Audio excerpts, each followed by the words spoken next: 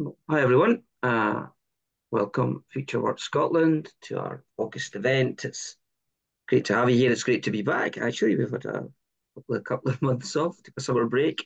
This year, it's the first time the team and I have ever done that actually since we kind of took over and we're running this meetup group in 2019. So yeah, all refreshed and ready to go. And we're thrilled to have a great session lined up for you this evening. Just the usual formalities.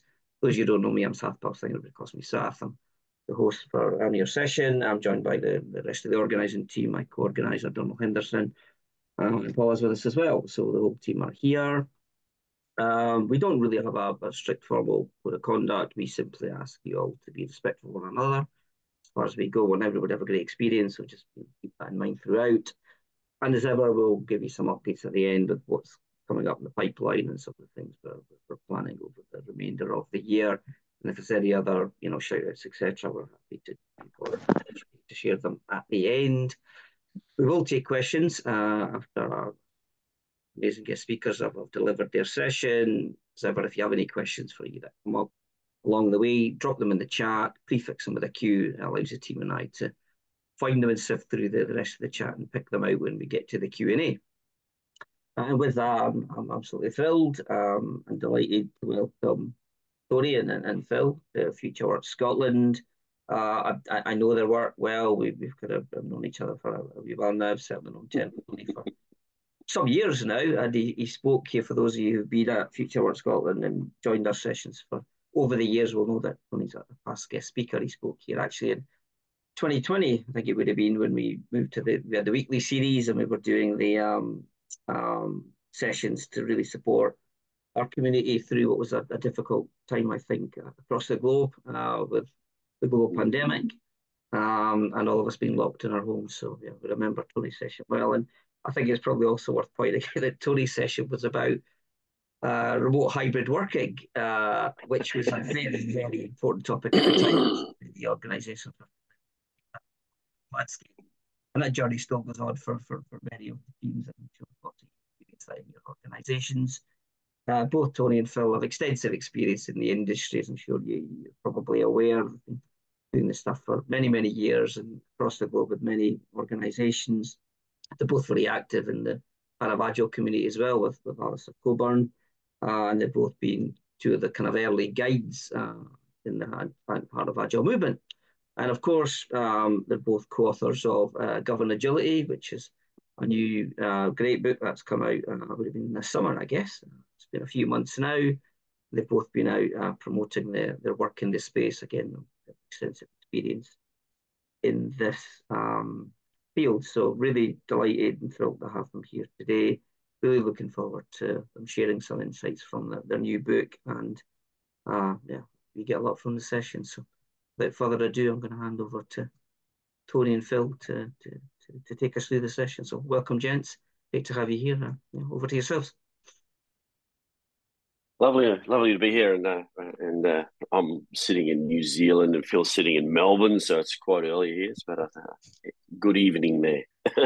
I'll get the deck up and get it sharing. Just make sure that's all working. Okay. Okay. Can you see that all right? Good. Good. And you'll see we're still using a very old photo there on the right. I think I look a bit like Donald Trump with the color of the skin. That's not a filter or a lens. I think we need to change that one, Tony. It's just getting it's long in the tooth. I like it. Anyway, it makes me look good. All right. So yeah, just quick intros. I'm Tony Ponton. I've been doing this agile thing since about 1999. I started doing this in an organisation that was probably the premier one in Australasia, and been working with Phil for a very long time. Which shows by the way we banter backwards and forwards, obviously. And that sort of culminated itself in writing a book. Phil? Yeah, so as you can tell, I'm probably not as old as Tony. I've been in and around agile software development and program and project delivery, and then into transformation. I think it's about 2005 was the first XP project that I worked on. It was an interesting one. It was at a bank, one of the large scale, I think it was Basel 1 or Basel 2, one of the pick your Basels. And I remember that We had this program of 600 people, all trying to figure out how we're going to introduce new credit risk factors and new ways of measuring probability default and loss given default. So trying to bring 600 people together into a single outcome, a single mission, it's like organized chaos.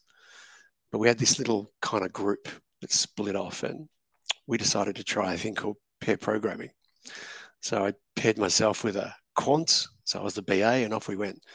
And we were the only group that actually delivered on time and to the quality that was needed in this massive program. And I think that's kind of my first experience in how you really make agile work, particularly at scale.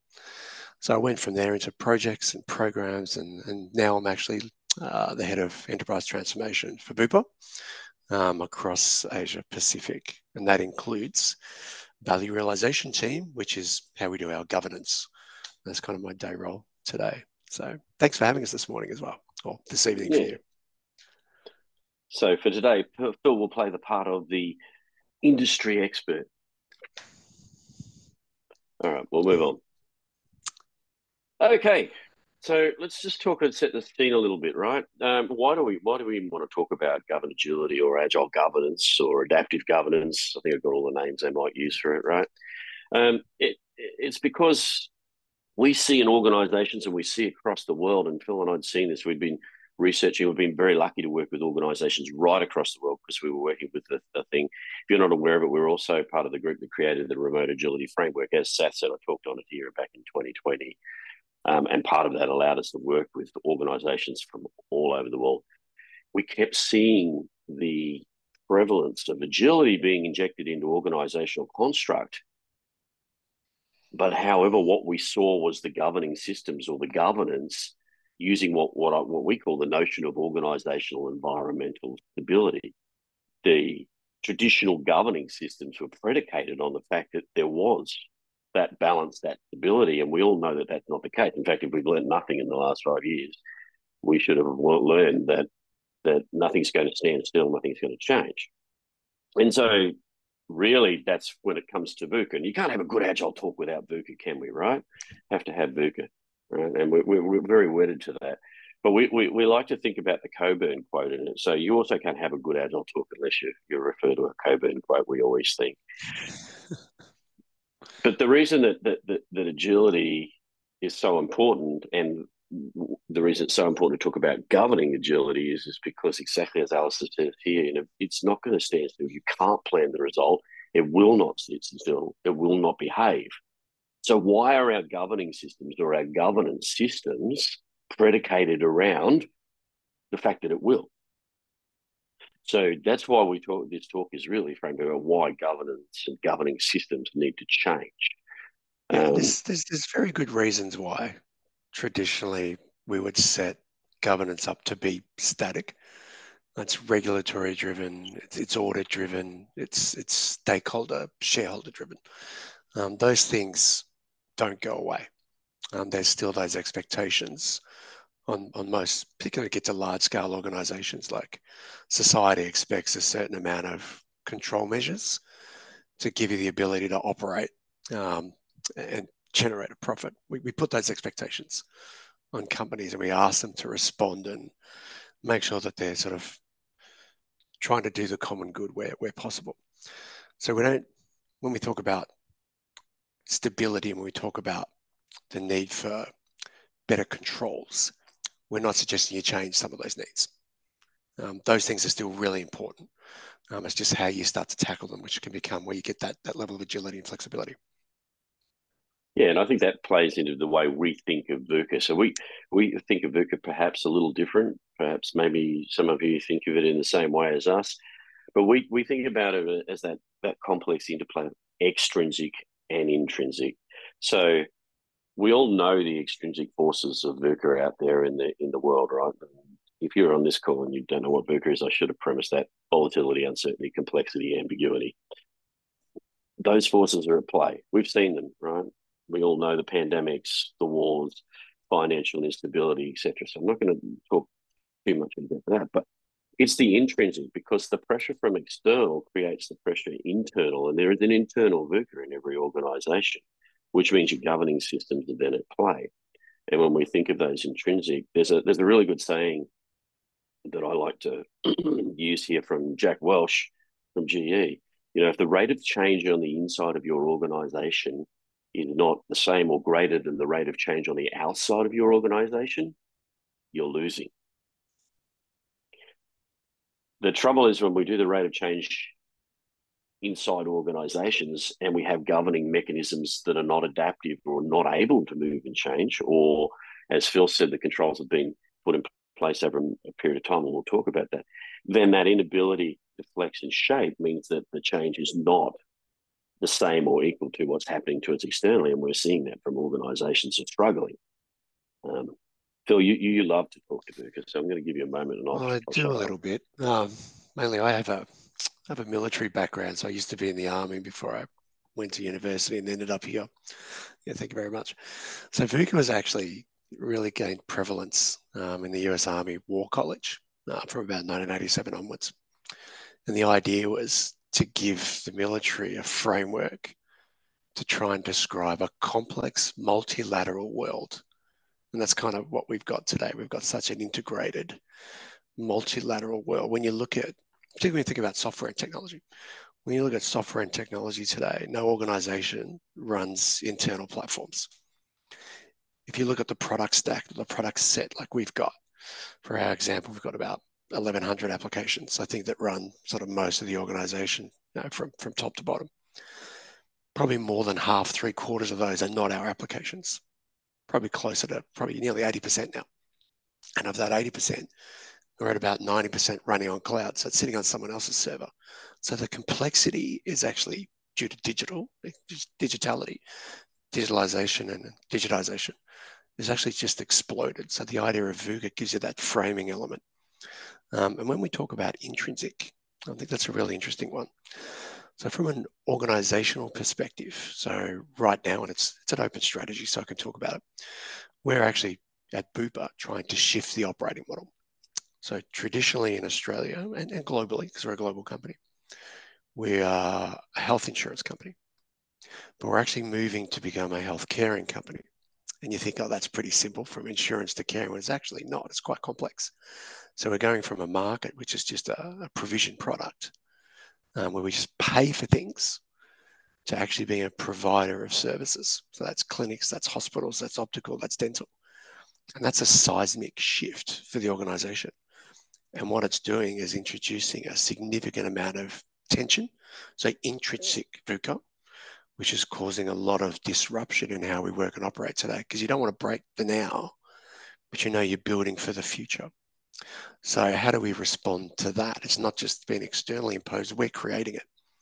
It is a response to where we kind of see the market and the world going and what we think customer expectations are.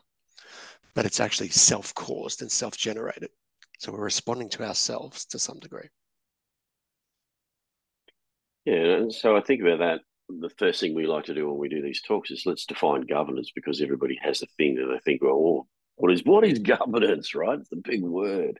We hear it all over the place. So we like to use this particular definition because it is a dictionary definition, but it's that I'm not going to read through that. You can all read, right? Nothing worse than the presenter reading the whole screen of stuff. The reason I put that up on the screen, though, is there's a couple of things in there that I like to pull out.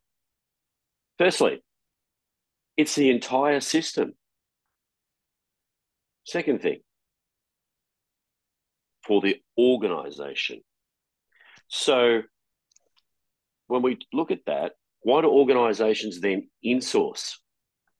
Not outsource, they insource their governance and end up with central project and program and areas to do their actual governing of the system. So one of the things you'll hear us talk about a lot here is that leading and being part of the governing system, it has to encompass the whole of the organization, govern as a whole.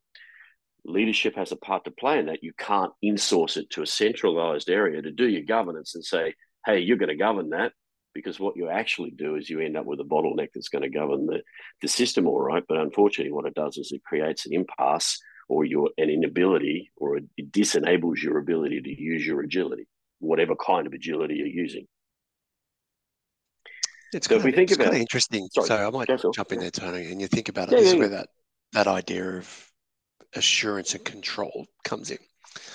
So, as I said, most of my working career has been in large-scale organisations. I think the smallest one I worked with was with you, Tony, in Elaborate. It's a couple of hundred people, but Bupa's 85,000. Most of the banks I've worked at have been 45, 50,000 people. So how do you ensure that 50,000 people are doing the right things for the organisation to help it realise its strategy? The processes, the assurance, the controls, the mechanisms, they're really important things. It gives that sense of trust that, I've hired you to do a thing. I think you're doing it. How do I know you're doing it? Here's the mechanisms and systems I'm going to put in place to make sure that I think you're doing what I'm paying you to do. And I can see the results and outcomes of that. But it kind of then plays into the way we set our systems up to do it. And I think most people on here would know about sort of risk frameworks. When you think about first, second, third line, so how we structure up that method, that operating model is all about processes and mechanisms, systems to control that idea of work. But it presumes stability. It's structured. So I go back to sort of the first slide that we start with, is that these things get set up with a sense that everything is stable. Some things are, but not everything is stable. And that's where we sort of start to get tripped up a bit when we apply governance.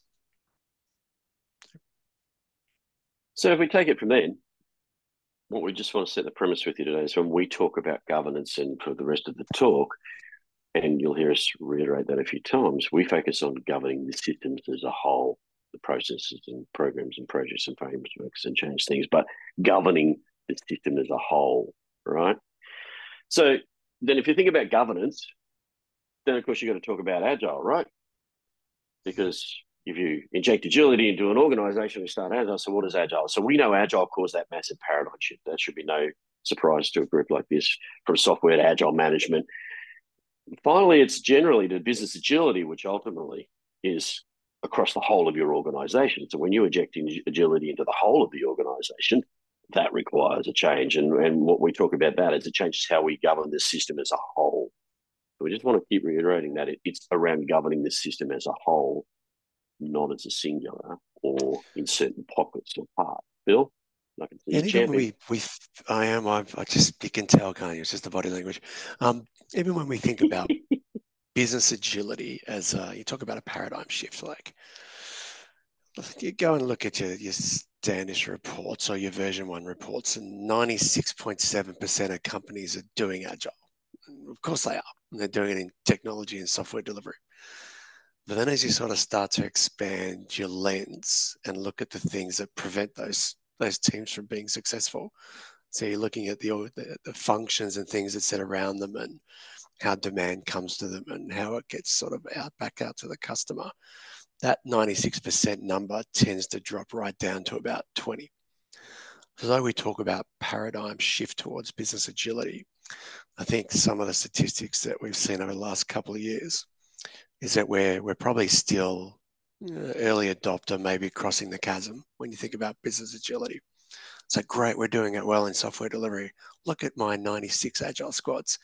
Oh yeah, but it still takes them 2 weeks to deliver, and our lead time's 347 days because the demand funnel is so long to get them a piece of work.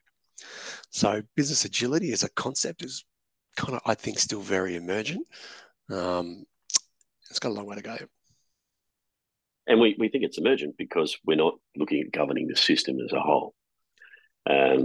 So let's talk about what we call agile governance. Okay.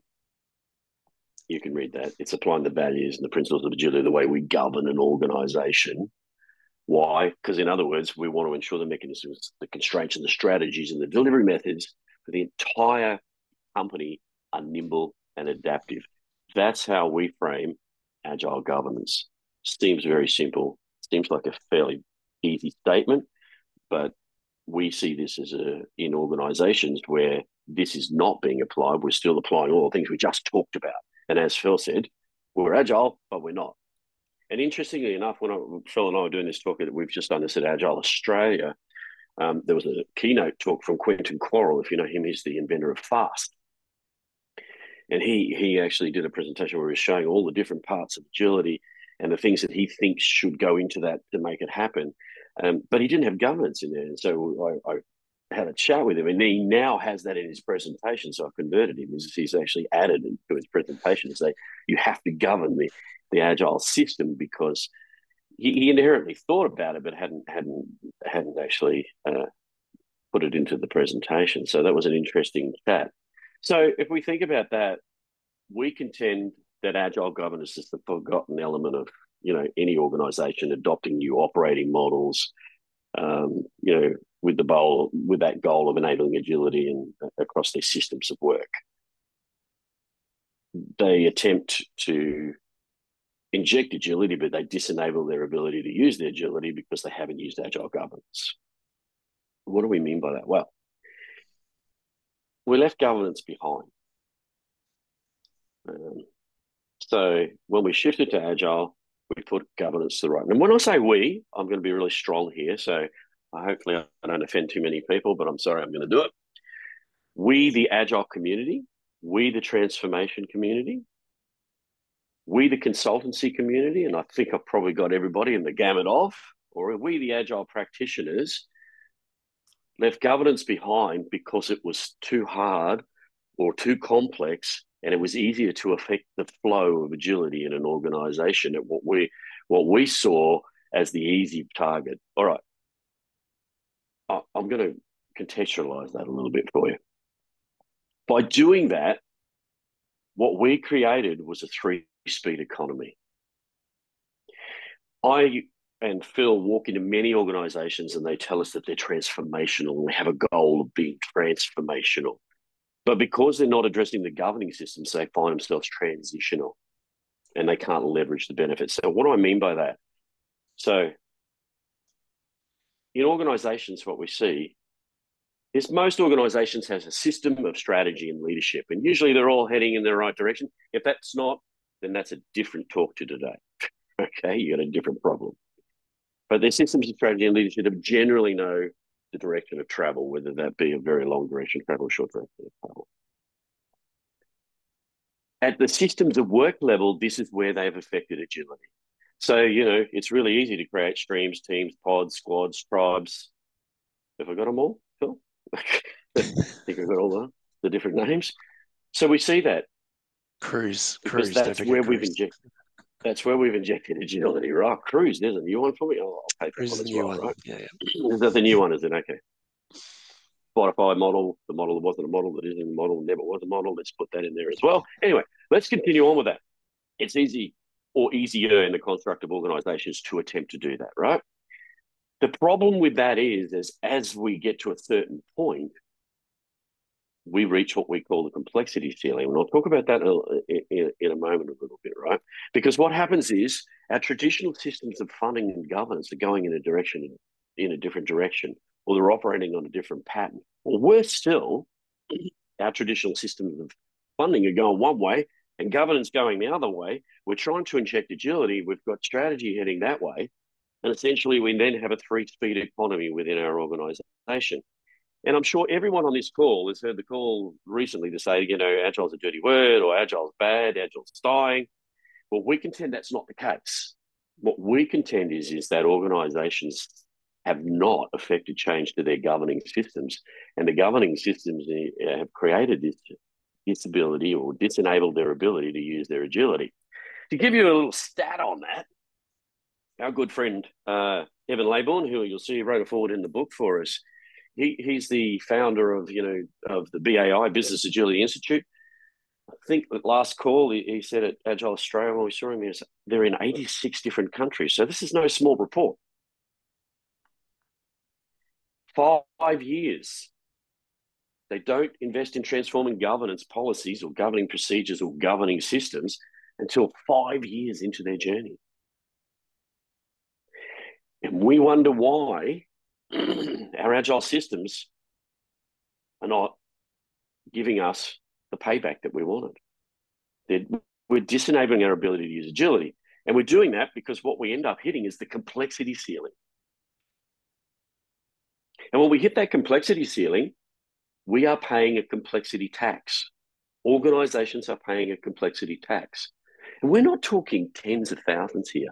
If you go back today and start calculating that and looking at that, I was working with a group yesterday, and they actually started doing it in their lunchtime, right? And they actually said to me, "You probably don't have enough money against that." I said, "It's tens of thousands. It's actually tens of millions." They even calculated it even more than that, tens of millions. But it's even worse than that.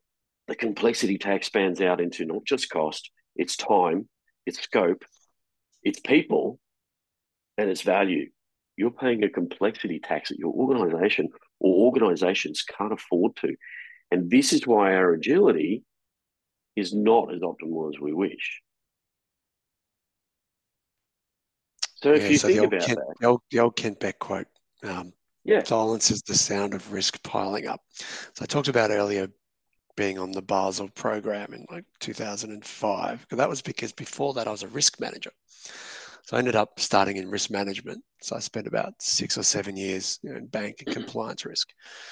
So what I found when I first started to get into software delivery and agility was that the lack of transparency actually creates greater risk in the way that you deliver change. So that's why I love this quote by Kent Beck. And to me, agile and agility and all the things you put in place to improve and modernize how you work and operate is risk management. It's risk reduction, it's risk mitigation. And I think we also lose that a lot as an agile community. So we don't connect well to perhaps what's in the minds of most of our exec teams is risk.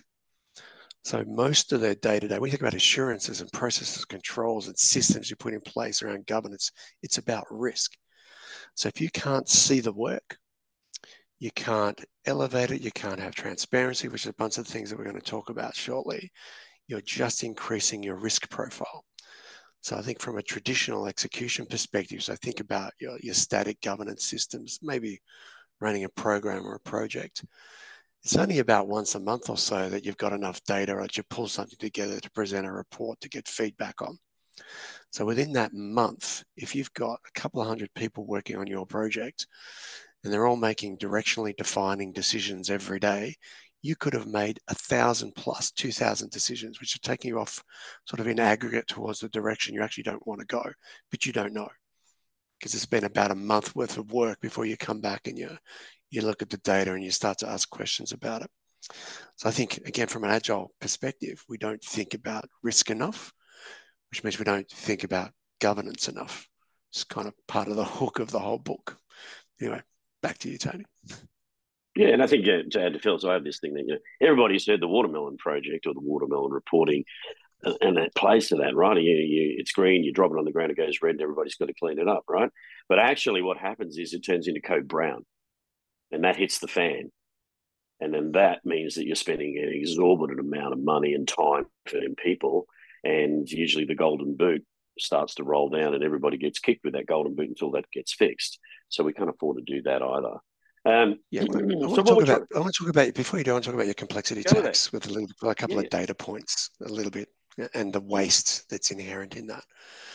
So, organizationally, I think like most companies, our demand is that, and our ability to execute is about that. But do we actually decide to start the amount of work that's aligned to that? No, we don't. We try and do that. So we've got a huge amount of work that's coming into the system. It's all funded differently. We can't like really connect the money from the idea through to the execution. It's been challenging. There's work we're doing to correct that. But what that's doing is it creates a significant amount of spend that can't be traced to benefit. And we've got reasonable data points that kind of back up what Tony's been talking about. So we can see that a fair chunk of our work just doesn't get delivered, it kind of meanders along and sits in the system and consumes people time and cost. And it'd be in that tens of millions of dollars. So that's the things when we think about transformation that we're trying to tackle. Sorry, Tony, wanted to pop that one back in. Ah, lovely. So when we think about that, what that means is that we need to have our systems of governance flowing in the same direction. So when we talk agile governing systems, we include the funding in it because as far as we're concerned, funding and governance are entwined, right? If they're not, then you have another different problem. Okay, so when we're talking about that, we want to do that. But that's not enough when we talk about governing of the system. What we actually have to do is also create our strategic intent and link our strategic intent to our execution to our strategic intent. What we're talking about is what we call the collaborative connective tissues of an organization. The horizontal flow of organizational information connecting into the strategic intent and creating the biflow of information backwards and forwards to allow you to make those directional adaptive decisions. This is again where I jump up on my little plot and say people make a lot more out of agile than they should. What is the intent of agility in its various form? And I saw a few people at the heart of agile here. Monica's here, so I know I'm preaching some good people here. It's information flow. It's creating the collaborative ability to create information flow that allows us to make directional decisions, that allows us to adapt and improve, or reflect and improve.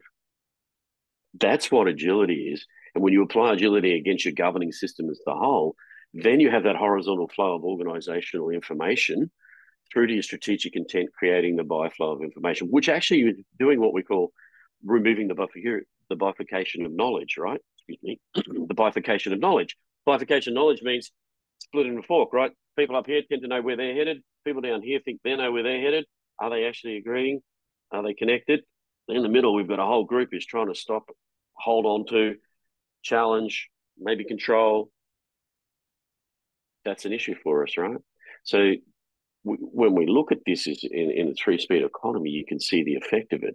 And for us, that means that what we want to do is have agile governing of the system as a whole. We want to connect those collaborative connective tissues to your strategic intent. And we want to make sure that we're able to actually use our agility to allow us to adapt and move at speed. So, in short, what we're on a journey to do is to say, nobody puts governance in the corner. We're here to put it back up in front so that people can see, yes, I had to get a kitsch 80s quote in, but now you're getting our age group. So, all right, so how do we change? How do we change? So when Phil and I were writing this book, we were distilling it. We'd been working with the governing systems of many organisations. And in fact, Phil and I worked with a couple together, and we were seeing these repeatable patterns. What we were seeing with the repeatable patterns is we were seeing the repeatable patterns in terms of the organisations who were doing this well. And there are organisations out there doing this well. They had the same patterns repeating. But interestingly enough, those same patterns or lenses, they were the ones that weren't working well in other organisations. So we started to distill them down. Now, we call them a stanchion. If you look at it in the book, we call them a stanchion. What is a stanchion? Phil, what's a stanchion? He loves what I do. Stanchion. Yeah, there's probably a story behind that. But everyone's got pillars and quadrants and boxes and guide rails. And we kind of thought, what's the thing that really is a good metaphor that we want to talk to? So stanchion is, you go to the cinema and you see the ropes sort of guiding you to where the operator wants you to go, or to line up, or maybe a nightclub back in my earlier days. Not that I ever lined up to get in, but still. So the stanchion is the pole that holds the rope up. So it gives it that little bit of stability to keep the thing. But if you want to move it, you can move it. You want to take it away, you can take it away.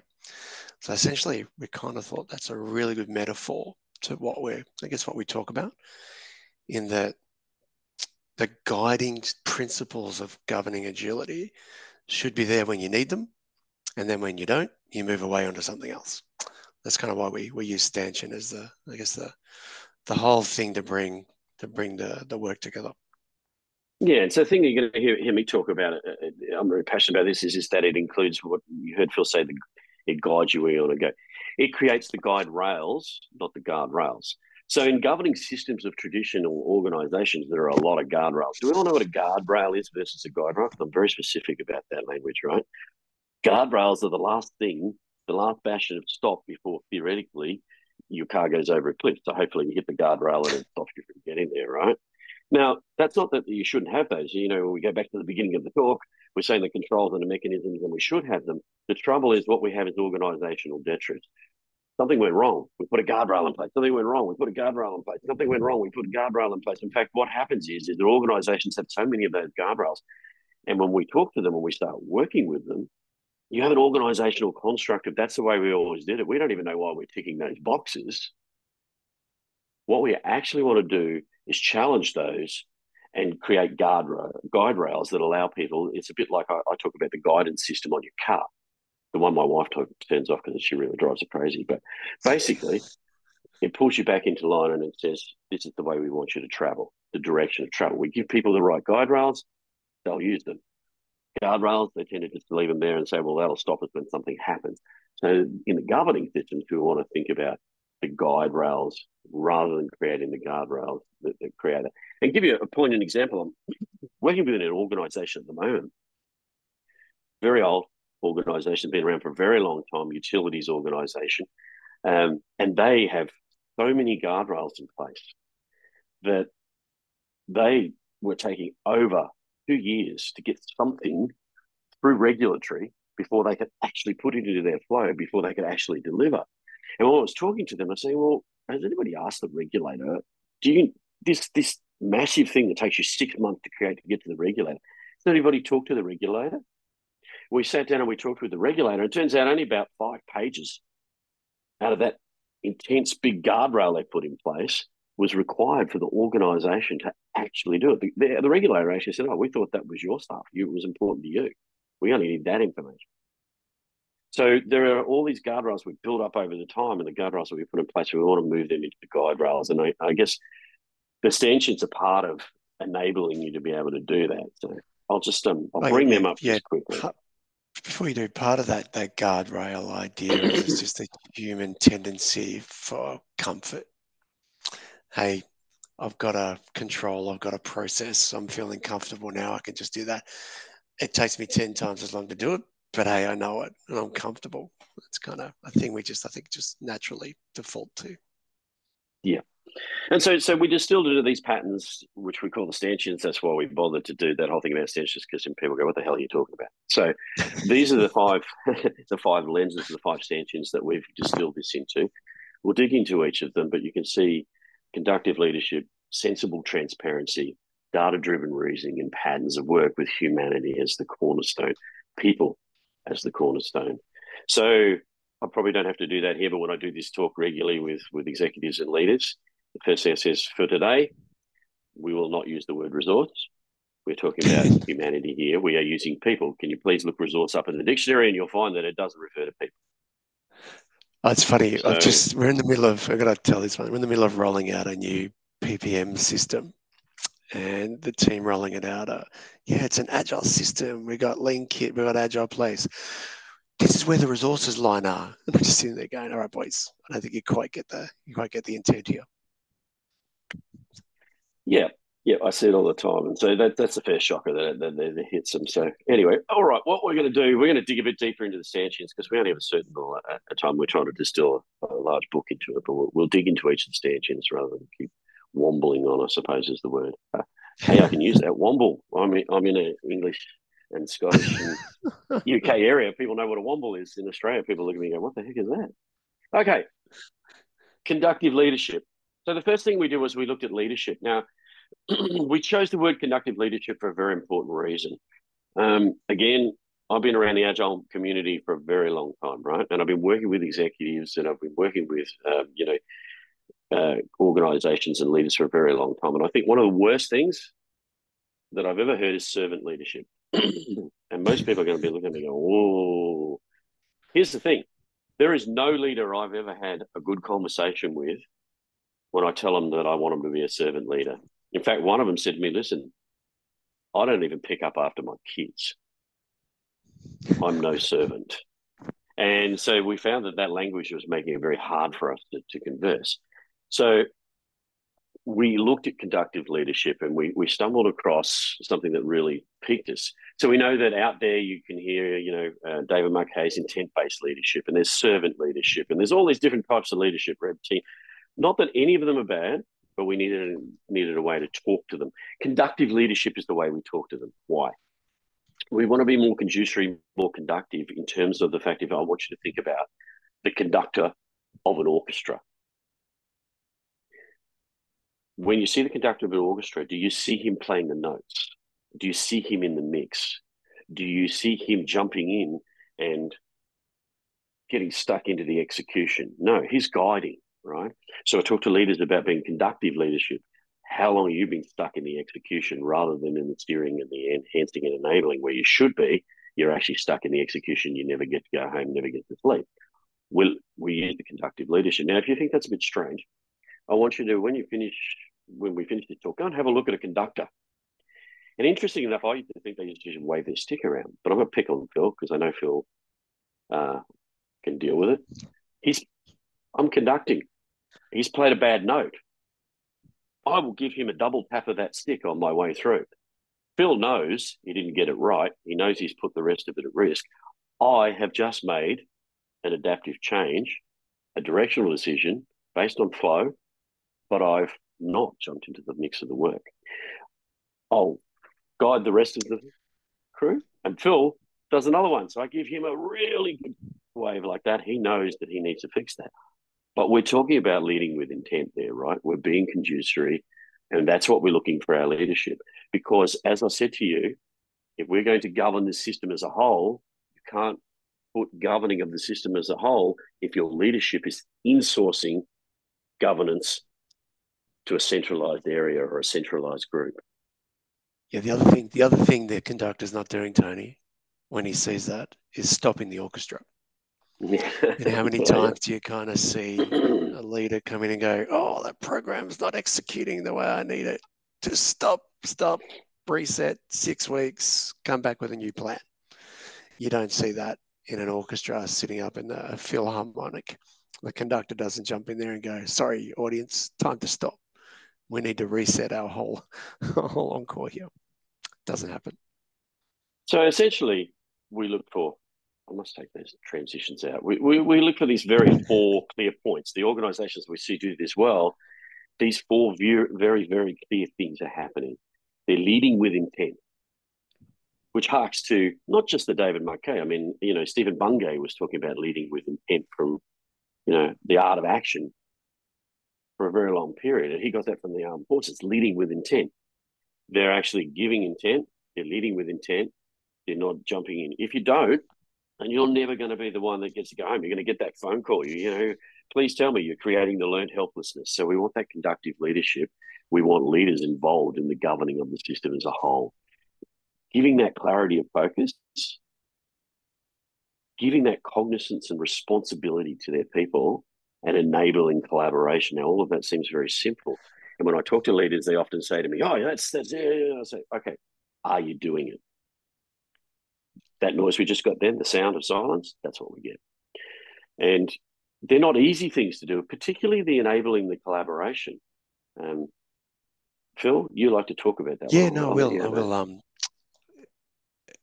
So I've been fortunate currently and in the past to have worked with executive teams like here and global teams.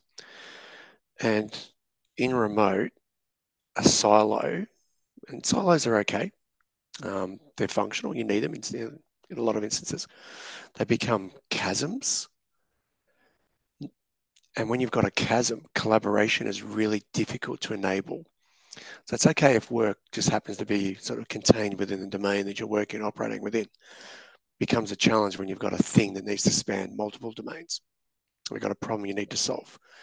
So I think what we tend to, again, not a slide on agilists, but I'll throw it out there. We tend to always sit there and go, oh, the leaders need to do this and the leaders need to do that. And if you've sat in a leadership role for a large scale organization, the asks on that group, the complexity they need to deal with, you're being asked to run the system as well as change it, as well as transform and look after your people.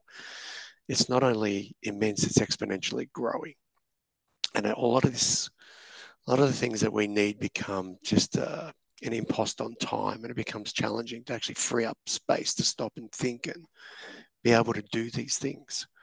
And this is kind of why, as we get through the stanchions, we tie them together, because you can't have conductive leadership without data and transparency. I can't be a conductive leader if I don't have information that I can actually click on a button and see a thing. I've got a dashboard that tells me, got some information in real time. If I've got to go search for things or I'm getting presented reports that are a month old. I can't be a conductive leader. We ask a lot of the leadership group, and I guess the rest of the stanchions are how we support them to be able to live this. Yeah, and I think if you think of leadership in terms of it, we also tend to talk towards the Esther Derby seam model. And if you haven't come across that, Esther contends that all organisations are built pyramidically because they are, right? And it doesn't matter whether it's small, large, or whatever, but it's steering, enabling, enhancing, and making. And the question when I do this with a leadership team is, where are you spending your time? Are you stuck in the execution? Or are you enabling, enhancing? Or are you steering? Are you creating that clarity of focus? Are you giving that cognizance and responsibility? Because if you're stuck in the execution, then you can't do that, or you do that limitedly. So we'll move on. And that brings us to sensible transparency. So this is an interesting one. We call it sensible transparency for a reason. Obviously, we spend a lot of time because words matter. But the trouble out there is there's a lot of different words, and not that we don't think that they're okay in their own right, but we don't think they encapsulate what we're talking about when we talk about governing the system. So radical transparency. Use that language with leadership, with organisations. Radical transparency probably doesn't fly in a financial institution, right, or a government institution. So we talk about sensible transparency. It's being transparent, but being very sensible about what we can be transparent about, because there's a lot of this, you've got to be transparent about everything. But let's face it, when you're in an organisational enterprise construct, there are some things you genuinely can't share. But you do need to challenge those things and say, what can we share about? What can we tell people we can't be transparent about? So be transparent about what we can't be transparent about, if you like. So when we talk about that, we want to have transparency that enables and invites inquiry into the system, not the kind of transparency that's one way. We were talking about this in a leadership course yesterday that I was doing around this and talking about, well, one of the guys gave me a great example is that they decided to be transparent, and their leader said, we're going to be transparent. What we're going to do is we're going to send out 3 emails every week to everyone in the organization. Okay. But when they said, well, what happens after that? Well, we've been transparent. We don't have to do anything else. Well, are you going to answer any questions? Well, why would we do that? We gave them the information. So what we want is transparency that invites inquiry. We want to use that to break down the silos, create strategic alignment. So remember our little diagram before, our strategic intent. And we want to create that bi-directional information flow. And so that means that we have to think about how our systems of work, and we'll talk about that, all of these are symbiotic, how we construct that and the mechanisms of ability. So a lot of people put tools in here and say, oh, we've got Jira, or we've got, Jira Agile, as I like to call it. Yay, Jira Agile. Or they have ADO or whatever it be. Now, they're really important. I'm not dissing on the tools, and we'll get into the data. But what we talk about more in the transparency piece is what are the actual mechanisms? What are the abilities for you to actually create the way we be transparent, to use the tool to create transparency that matters to the organization. Now, normally I talk about this, but because I've got Phil, you can tell that we often are apart and then back together again. Phil's working with Bupa, and I worked with Phil and Bupa on this particular piece. But the ability for an organisation to see is massive. So the first thing I do when I walk into an organisation around the sensible transparency, the question I ask, whether it be executive, leaders, whoever it be, can you show me your single demand view? Can you show me your demand versus your capacity versus your in progress versus your ability to deliver? And again, I usually get, oh yeah, we've got. No, I want everything. Your OPEX, your CAPEX, your continuous improvement coming through the funnel, all of the work. And I want to see your demand, your categorization, your prioritization of that demand versus your capacity versus your in progress. And inevitably, I get a lot of jumbled answers, right? And Phil, I'm going to lean on you now because that piece that we did is a really great example. Now you're on mute, Phil. So that's $5 or £5 in in the box? That somebody put me on mute. That wasn't me. I swear. I didn't touch that.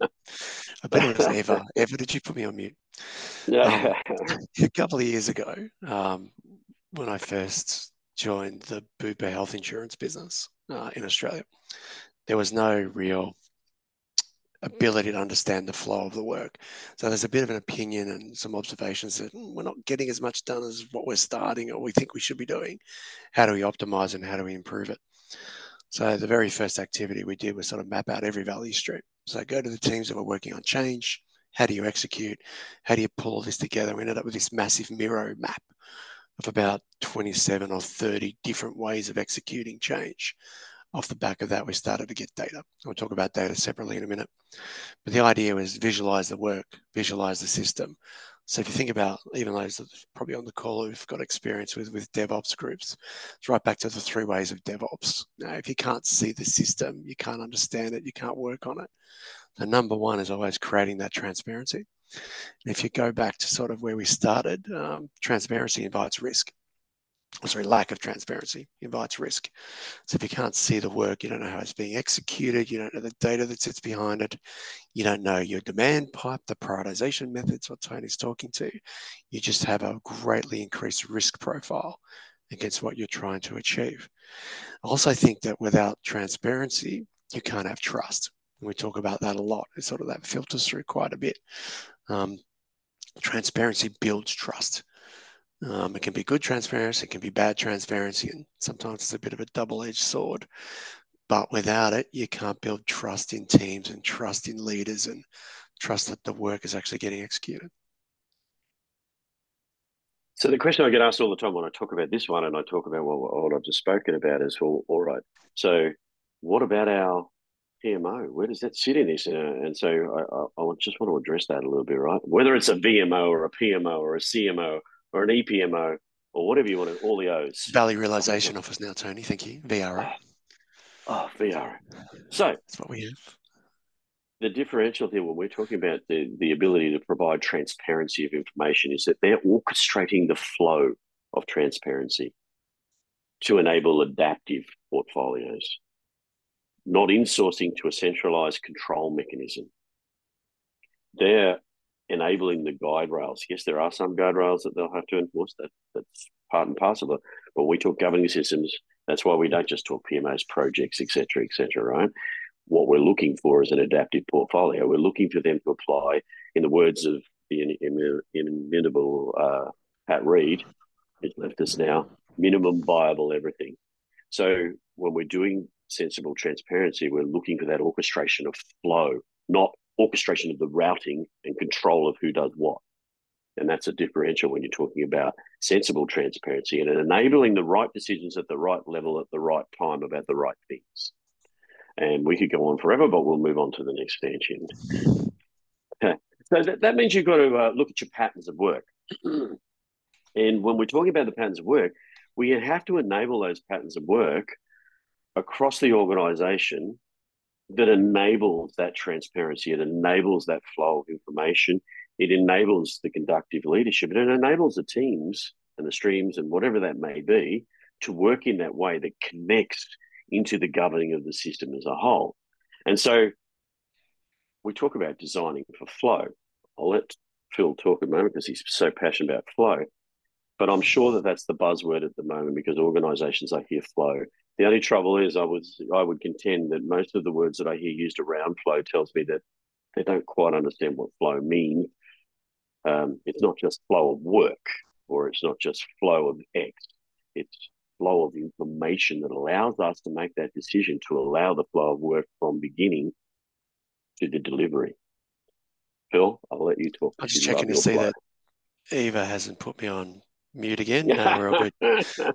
No, the idea is that we set up pretty static systems of work and delivery and operating when you think about change as well. And that's generally becomes one of our core constraints.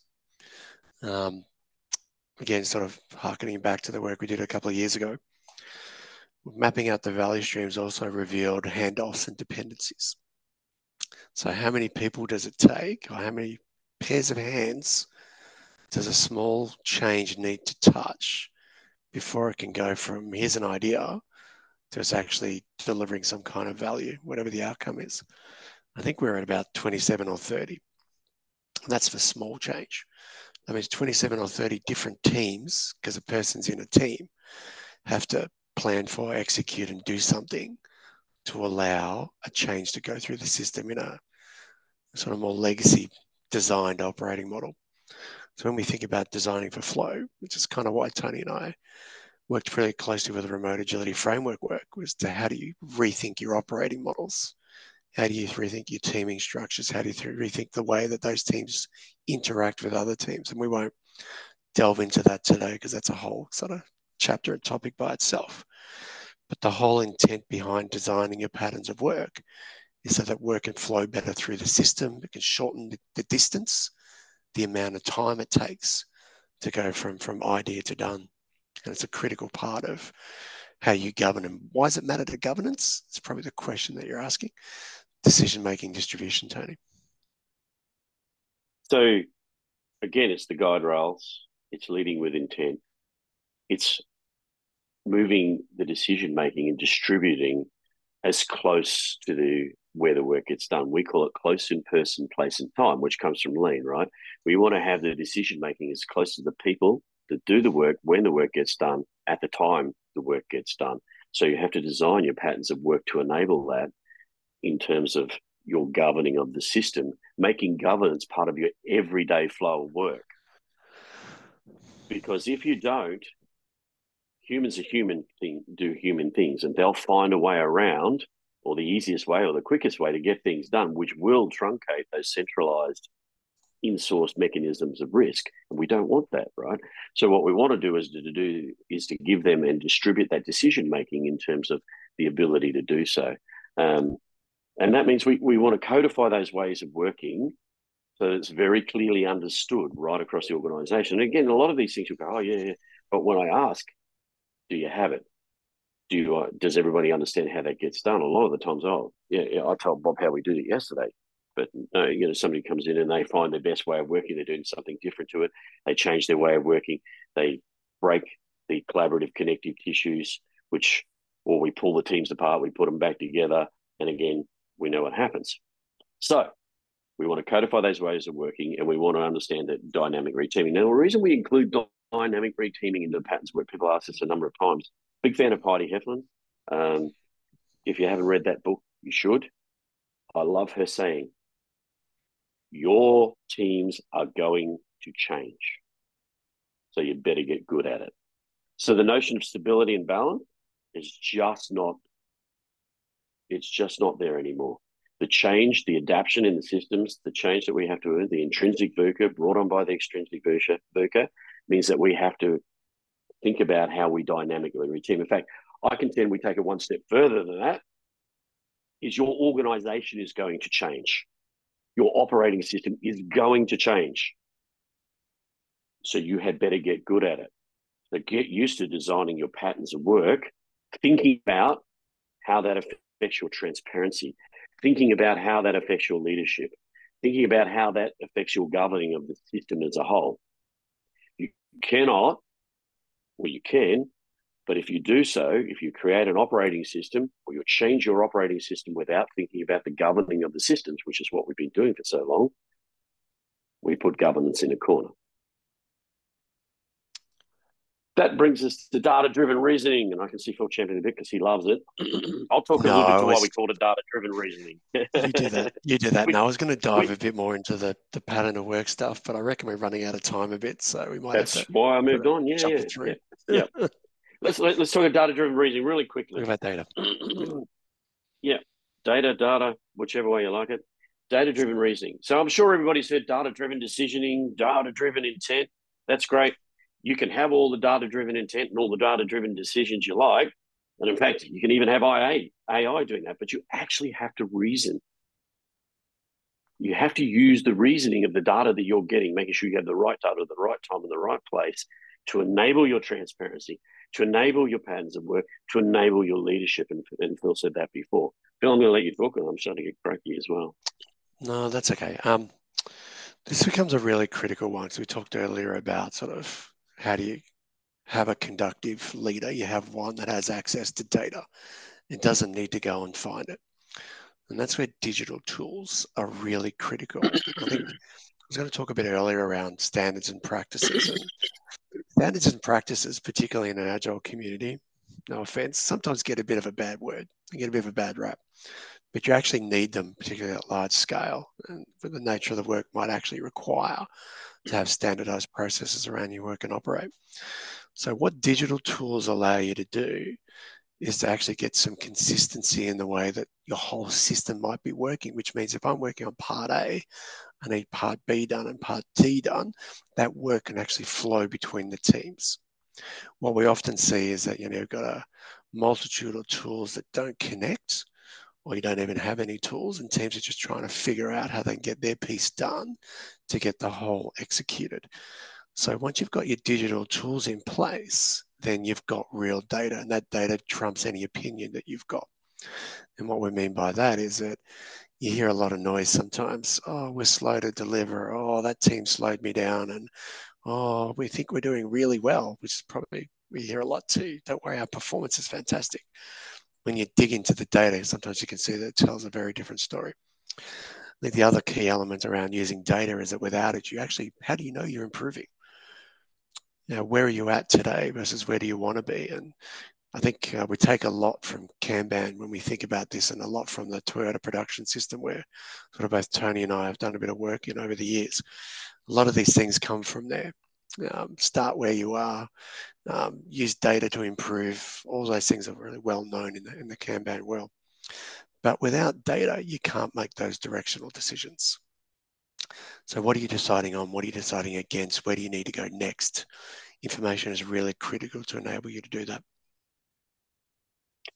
My last quote on the data-driven reasoning, and you can quote me on this, is that we all know data doesn't lie, but humans will use the data to do so. So that's why we want data-driven reasoning. Okay, so all of that was great.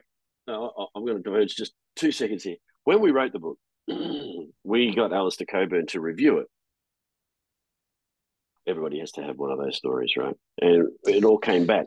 But the very interesting thing is, and we should know better, he came back and gave us this list of things, as you could imagine, red. Yeah, it's like a school teacher, great. But the big one that he wrote very boldly was, where are the people? Where are the humans? You've forgotten the people in the mix. And he was right. And so that's why humanity is the cornerstone in the governing of your systems and why we talk about it. Now, I'm just going to flick through those because I know we've only got a certain amount of time, right? So we have to apply those thoughts of how do we enable the humans in the mix, the people, not the resources, the humans in the mix, to be part of the governing system. We need to bring our people on that journey. Changing in agility, changing in the governing of your systems means we need to give them the autonomy and the guide rails, not the guardrails, the guide rails, to understand how they can operate in the system and make those decisions without having to actually genuflect all the time to the leadership. So it's providing that autonomy. It's creating the trust in our people with the transparency and using conductive leadership and giving them the patterns of work to create that ability for them to have responsibility and accountability. We know there's 2 different things there. Responsibility is different to accountability. And we want to scale down there this mechanistic control. When you inject agility into an organization, agility by rote disseminates control. That's what it's meant to do, right? We give people the ability to work together, to collaborate, to make decisions, to reflect and improve, but we don't scale down those mechanistic controls. And why? It's because when we do that, this is why we need to bring leadership along the journey, and you hear us talk about it, and the humans along the journey, is because when you disseminate control, that only leaves one other lever. And I hear it so often when I see agile implementations or supposed transformations or transitions, is the leadership are left in this mix where the only lever they have to pull is you will, you must, you have to, you need to, and that replicates itself through the people. So part of that is understanding that everything that we do in those stanchions that we've just talked about is symbiotic to bringing our people along that journey, leading with change, giving them that autonomy, creating that trust and transparency, providing them their responsibility versus their accountability, and scaling down the mechanistic controls and giving them the guide rails versus the guardrails. Phil? Yeah, I think accountability and responsibility are always interesting ones, but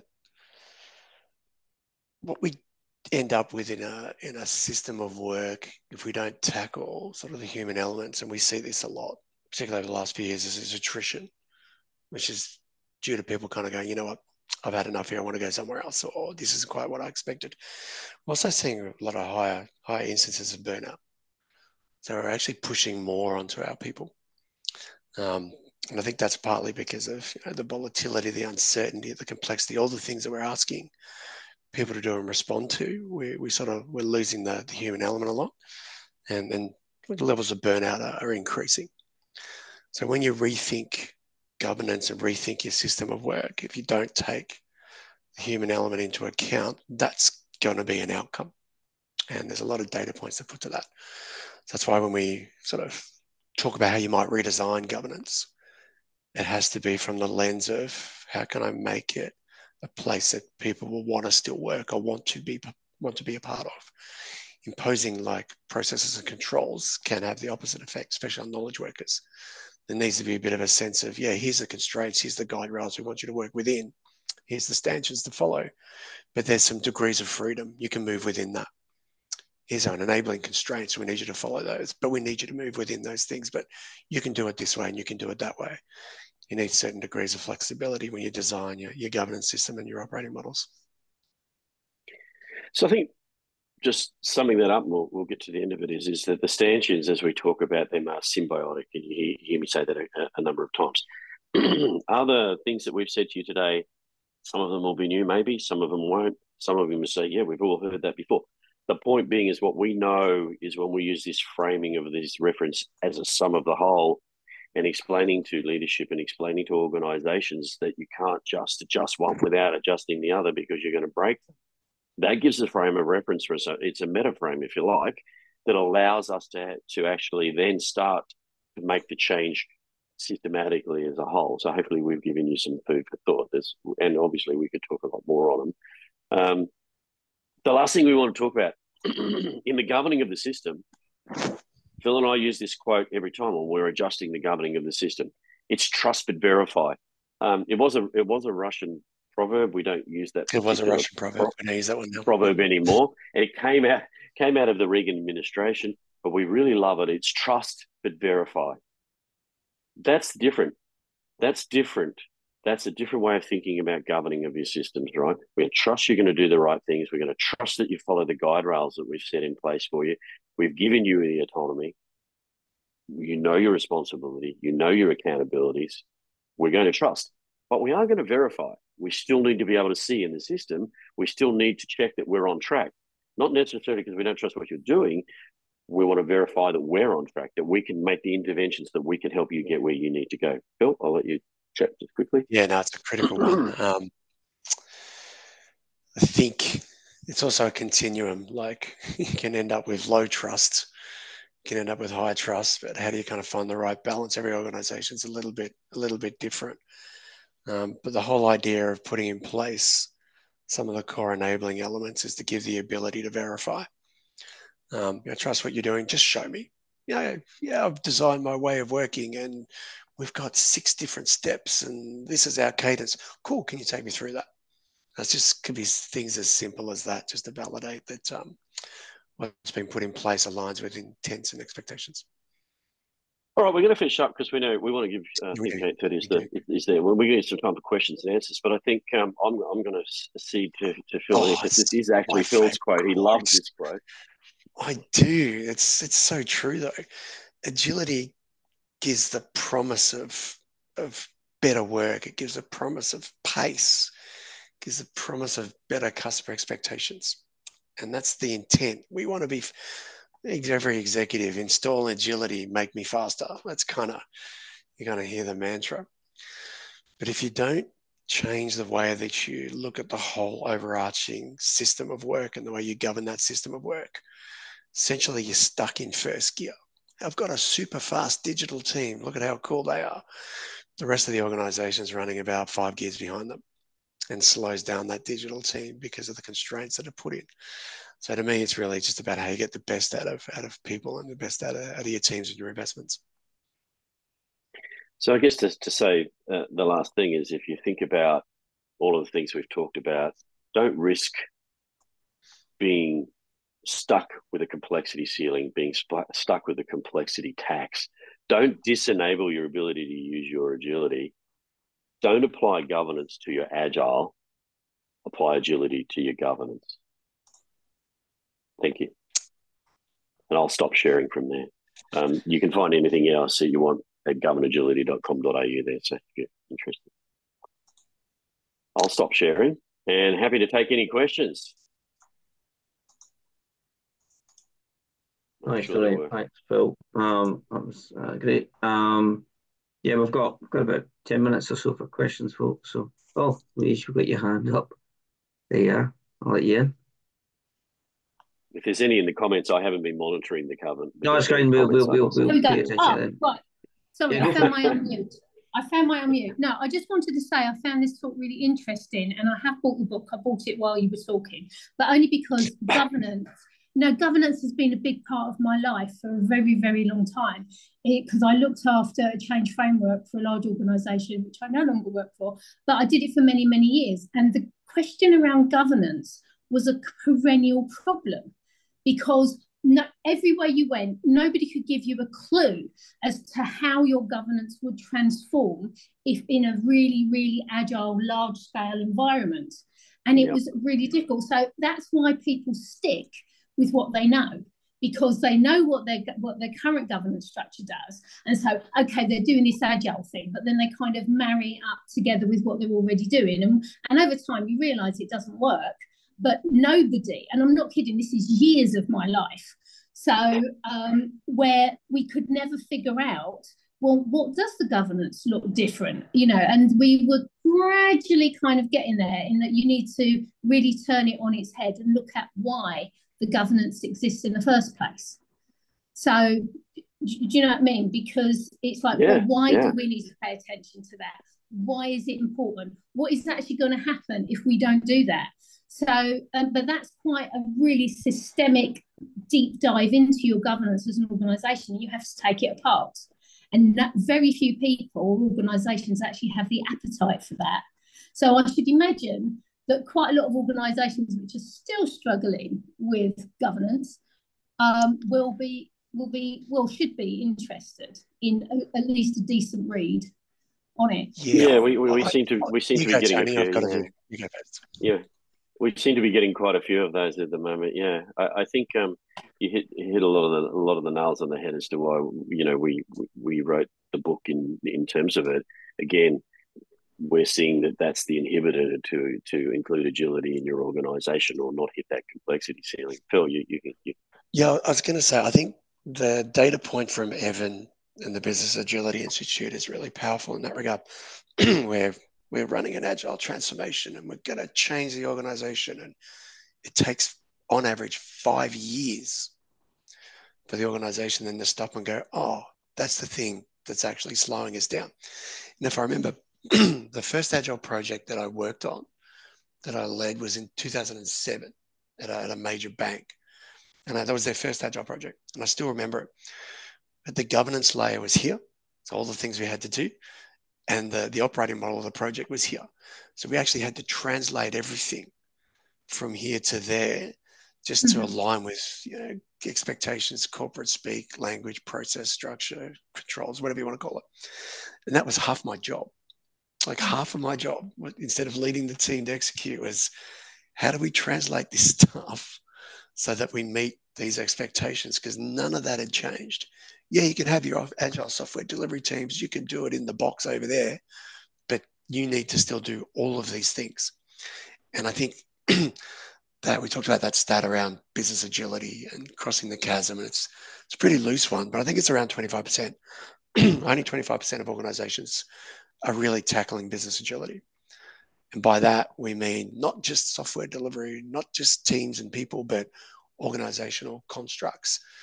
The 75% are still stuck on the way they govern and operate today. I think that's probably one of the biggest inhibitors. Yeah. Thank you. That's a great question. It's a great observation. My last thing with that is, we couldn't get into that today, but we do when we're working with organisations. There's a set of principles that we use when we're looking at the governing systems, and they're really simple, but they're very powerful. It's decide, so when we look at the system, decide who to decide when to decide how to decide what you're going to decide why you're going to decide. And they're really simple questions, but actually, when you apply them against all of those governing systems and then you start to adjust them, interestingly, you get a lot of answers. People don't actually know why they're doing things. Jim, I guess you're the next cab off the rank. Is that right? Sorry, I jumped in. I did your job, Sath. Sorry. Oh, too fast. Too fast. That's all right. I'm more than happy for you to do that. Go on, Jim. Thanks, Seth. Thanks, Tony and Phil, for your presentation. Less a question, more an observation, I think. So I work mainly in kind of lean circles. I did a bit of software development years ago. Virtually everything you've discussed tonight, a lot of resonance with me. Most of what I do is in manufacturing, and working with a client just now, and just what Phil was talking about earlier on. And in lean, we talk about it talk about sub-optimization. So we've gone into manufacturing, and I mean, we've absolutely slashed the lead time. I mean, just orders of magnitude. But it's not actually delivering any real benefit. Yeah. The rest of the system is just utterly handicapped by all the other stuff that you talked about. And I think the main point for me that comes out of this is that, lean and agile, because they've got a lot of crossover, are way more strategic than a lot of people realize or think or understand. Lean's been around for many years, and I mean, a bit like Six Sigma, it gets a bad rap a lot of the time for a lot of right reasons, the way it was misused. But strategically, incredibly powerful. But it does take a systems approach and a holistic approach to get the best out of these things. So totally agree with everything you said there, and good luck with the book. Yeah, thank you. It's a fundamental observation too. I don't know if you read Steve Denning's work much. I think it was in the last book he wrote, which is around the age of agile. In that, agility's gone from software development to be a management revolution. It's not really about software delivery anymore. Like, that bit's solved. Like, technical teams can design, deliver, deploy in a day if they want. It'll take you a year though. So when you look at the flow of work often, and it's easier in factories, I think, because you can see the floor and you can see the things coming in and you can see the supplies and the inputs and you can see the flow of things. You can't see that in most sort of creative type knowledge work. So the part of transparency and visibility is to elevate all that. But this idea of agility has really become about how you manage. So I think you're right. Six Sigma was good. It did a thing. It's delivered amazing results in the right context. When you try and shift the context, it kind of gets stuck a little bit. But that idea of systems thinking is really crucial, but not just systems, but sort of the impacts on your system too. So it's probably even broader than systems thinking itself, because that kind of also gets a bit constrained in that, this is the box, the system I'm operating within, but stuff from outside, the extrinsic factors, are starting to hit that system too. So how do you adapt and respond to those? But yeah, I wholeheartedly agree with that. Sorry, Tony. No. So that was our intent of the book. I think everything Phil said and yourself, the intent of the book is to actually put I hate using the word framework, but a frame of reference that you can use to think about how governance and governing of the system affects it as a whole. So that's what we try to use it for. That's why I do call them. I know it's a bit of a one of those nerdy geeky terms, meta patterns, but it allows you to use those to then start to look at the different parts of the system and make sure they're working together so you get the best result. So we've got any others? We've got time for maybe a couple. So I've got one here in the chat, and then might be nice to finish with Alistair. So Patrick's put one in the chat here. Let me just dig it back out. So people talk about the death of Agile partly because of a failure to recognise Agile's larger value and because of insular applications of Agile methodologies, the understanding Agile's larger implications. I don't know if there was a question in that. I'm looking for you. I guess looking for your thoughts and comment on that. You first, Tony. I couldn't have said it. Whoever put that there, I couldn't have said it better myself. So that's my first comment. It's so true. But I think for a long time, I personally, and when Phil and I would, I'll be honest with you, the reason the book came out was because we drank too much alcohol. We were locked down during COVID. During COVID. We were talking about all of these things, and because we'd been doing this work together, and it was sort of an epiphany moment. Was the thing for us was we didn't have a way to name it. We didn't have a way to frame it that could convey what you're talking about there to leaders in a way, to organizations, to executives in a way that they could understand. And what we've found when we put this together is that we now have a way that we can name it, we can talk to it. Even just thinking about the complexity ceiling and the complexity tax, by the way, which is going to be the next book. Watch out for that one. Is really thinking about that, right? And so that gives us a frame of reference that we can chat with. So that'd be my comment on it. Wholeheartedly agree, but we have a way to name it and to talk about it now. Phil? Yeah, it's kind of funny. Like Tony and I are very different. I've never considered myself an agilist or an agile kind of person. I just do the stuff that I think is important at the time. I never get wrapped up in it's got to be agile, it's got to be this, it's got to be that kind of, what's the problem we need to solve and how do you best solve that? So you hear about the death of agile. I think there's articles around it like everywhere now. I've never really got caught up in it because I don't even talk about it. So when I'm at Boop, I don't talk about agile at all. It's just about, okay, our system of work is X. Our data is telling us Y. Do we want to improve that? Here's some ways that we can go about it. So I've kind of always, the last 5 years, I've steered away from kind of using the language anyway, because at the end of the day, who doesn't want to have a shorter lead time to get their products out? Like everyone wants that. Who doesn't want to potentially reduce the cost of change? Everyone wants that. So if you kind of use the levers and the data points that matter to an exec team, you don't have to talk about agile, but you can still do it anyway. So I think the narrative around the death of agile is people who benefit a lot, coaches, consultants, probably consultancies the most, from coming along and telling you, you need to be agile and here's the framework you want. And now I can sell you 100 consultants to do it. So I've never really been caught up with that. And I get the thing, and sure, you've been about extracting value, probably rather than creating value when you think about it.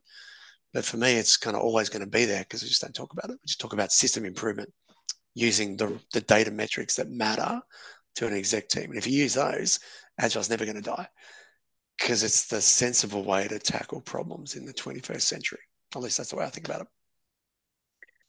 Yeah, and I guess the other thing, just off the back of that, just one last thing is, I see so often these frameworks that are perpetuated by consultancies or consultants or even non-consultants, and this you created one, Tony.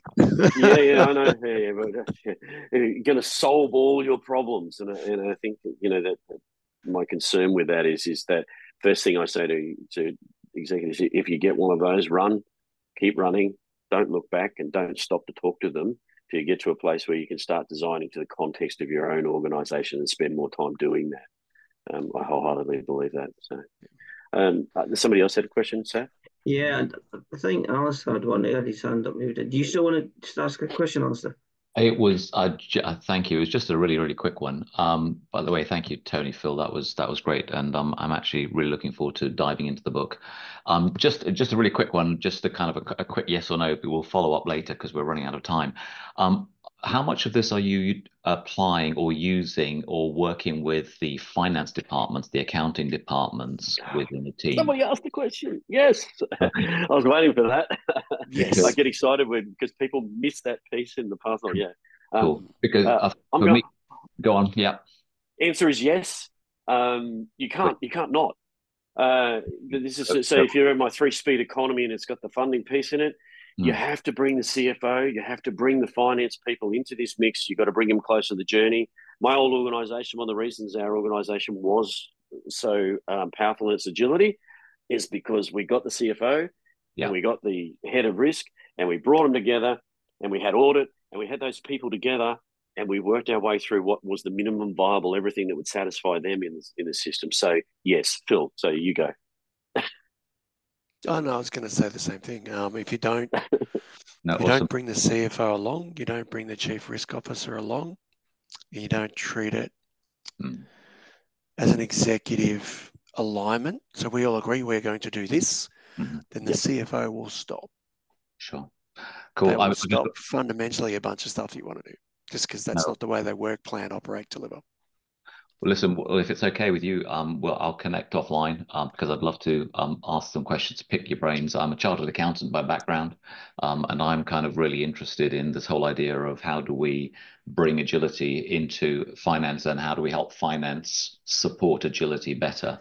If we could do that, that would be amazing. Yeah, definitely. We'd love to. When I was working in risk, I'm an accountant as well, and my wife's a chartered accountant. So I have that view of sort of how do you actually tackle that. And in fact, Agile Australia this year, one of the talks was around changing governance by the finance director. Nice. So there was a finance director, we can dig that one up, who actually tackled changing their system, and she led it. So you get finance sort of to drive change. No, cool. I'll be in touch. Thank you so much, and I really appreciate it. Okay. Thank you. You're on mute. I knew it wasn't just me. Someone did it to you. Okay. That's another part. Anyway, there's a mute gremlin walking around. We do all get caught out. So I'm just saying, I'm going to bring it to a close here, I'm afraid, just because we are up on time and we do try to stick to our time box just to be respectful of everyone's time. Just to say, firstly, thank you, Phil, Tony. That was great. I wasn't here for all of it, unfortunately, so I'm looking forward to catching up on the recording and catching on the bits that I missed to make sure I get the whole story, and then hopefully I'll get an opportunity to catch up on your book in the not too distant future. Thank you again for joining us. It's been great to host you, and thank you for sharing your insights. I get the impression everybody got a lot out of it, lots of great questions. Sorry if we didn't get all the questions. If you do want to go to the guys directly, I'm sure they wouldn't mind. Definitely. As I say, you can pick up on LinkedIn. We all like to connect people here and build a community, so always motivated to do that. And just thank you all for joining and participating so actively and making it such a great session. Great to be back. So we're looking forward to the remainder of the year. We do have a September session in, so you can sign up for that now. That'll be another fascinating session exploring in neuroscience and the positive adaptation to change. To BC Vera, the BC's based in Venezuela. I don't know if she'll be based there when she does this session. So we've done all that, a good conversation with her. So we're looking forward to that session. And she's the sort of founder and co-creator of the PEP model. So very interesting stuff, actually. So have a look at that and maybe do a little bit of background reading if you want to ahead of the session. I were already actively talking with a few people around some remaining sessions for the end of the year. We've got a good finale set up, so we'll hopefully be publishing that pretty soon. So do look out for that. And you've probably seen it. We're into conference season, so there's lots of great conferences happening as well. If you want to check those out or look out on LinkedIn for those. And the probably one I probably would call out, given we are primarily based in Scotland, though we do obviously have a global community for this meetup, is the Lean Agile Scotland, which is happening at the end of September. So I'll be speaking there this year. So we do have a discount we're offering. So you'll see that in our LinkedIn group and in our meetup channel as well. So if you're going to be around in Edinburgh in late September, it's the 25th, 26th, 27th. Check it out. It is a great conference. It's always a great speaker lineup and a great community gathers there. So well worth checking out if you've never experienced it. So I'll plug that for the organising team and as one of this year's speakers. So yeah, hope you enjoyed the session.